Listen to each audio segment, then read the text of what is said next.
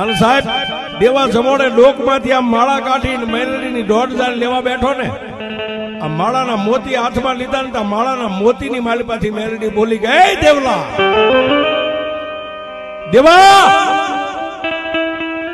દેવા તે મારી મેલડીની માથે બહુ વિશ્વાસ રાખ્યો બાપ, પણ દેવા ત્રિલોકના નાથના ઘરના ઈશ્વરના અળખેલા હોય ને એમાં મારી દેવીઓનું કાંઈ ન હાલે.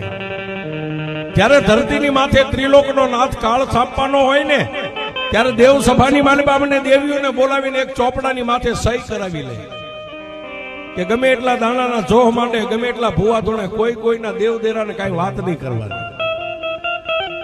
દેવા જાઉં મેલડી તને હોળ કલાની થઈને રજા આપું છું, તારા બાળ બસાને લઈને અહીંથી ભાગી જાય.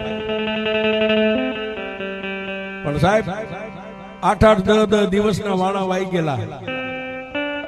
મોઢાની માલપા એક અન્નનો દાણો નહીં, ખાલી 2 માણા ઊભા થાય ને તોય ચક્કર આવે ને હેઠા બેહી જાય, ઊભા થાય ને ચક્કર આવે ને હેઠા બેહી જાય. પણ એકવાર મારી મેલડીના દીવાને પગે લાગી અને દેવા જમોડે દીકરાને ખંભે બેહાર્યો અને મણીબાઈએ પોતાની દીકરીને કાંખમાં તેડી 2 માણસ રામપરાની માલિપાથી હાલી નીકળ્યા.